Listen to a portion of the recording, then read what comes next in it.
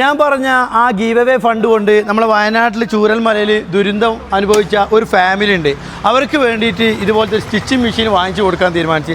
ഞാൻ മാത്രമല്ല, എൻ്റെ ദുബായിലുള്ളൊരു ഫ്രണ്ട്, പേര് പറയേണ്ടതെന്ന് പറഞ്ഞ്, അവരുടെ മകൻ്റെ ബർത്ത്ഡേ ആയതുകൊണ്ട് ആഘോഷങ്ങൾ ഒഴിവാക്കി ആ ഫണ്ട് എന്താണ് ചെയ്യേണ്ടതെന്ന് ചോദിച്ചു. ഞാൻ പറഞ്ഞു, ഞാൻ ഇങ്ങനെ ഒരാൾക്കൊരു മെഷീൻ വാങ്ങിച്ചു കൊടുക്കുന്നുണ്ട്, അതിലേക്ക് നിങ്ങൾ ചേർന്നോളി എന്ന് പറഞ്ഞു. അപ്പോൾ പറഞ്ഞു എന്നാൽ പിന്നെ 2 മെഷീൻ അവർക്ക് വാങ്ങിച്ചു കൊടുക്കുക, ഒരു സ്റ്റിച്ചിങ് മെഷീനും അതുപോലെ തന്നെ ലോക്ക് മെഷീനും. അപ്പോൾ ഇപ്പം നമ്മൾക്ക് ആവശ്യം ഇതുപോലെ നമ്മളെ ഈ ദുരിതം അനുഭവിച്ച ഫാമിലിക്ക് ഓട്ടോ ഓടിക്കുന്നവരുണ്ടാവും, ജീപ്പ് ഓടിക്കുന്നവരുണ്ടാവും, അവർക്കൊക്കെ വരും ദിവസങ്ങളിൽ എന്താണോ അവർക്ക് ഉപകാരപ്പെടുന്ന കാര്യങ്ങൾ ചെയ്യുക. വസ്ത്രവും വെള്ളമൊക്കെ ഇപ്പോൾ കറക്റ്റ് എല്ലാ സ്ഥലത്തും ഉണ്ട്.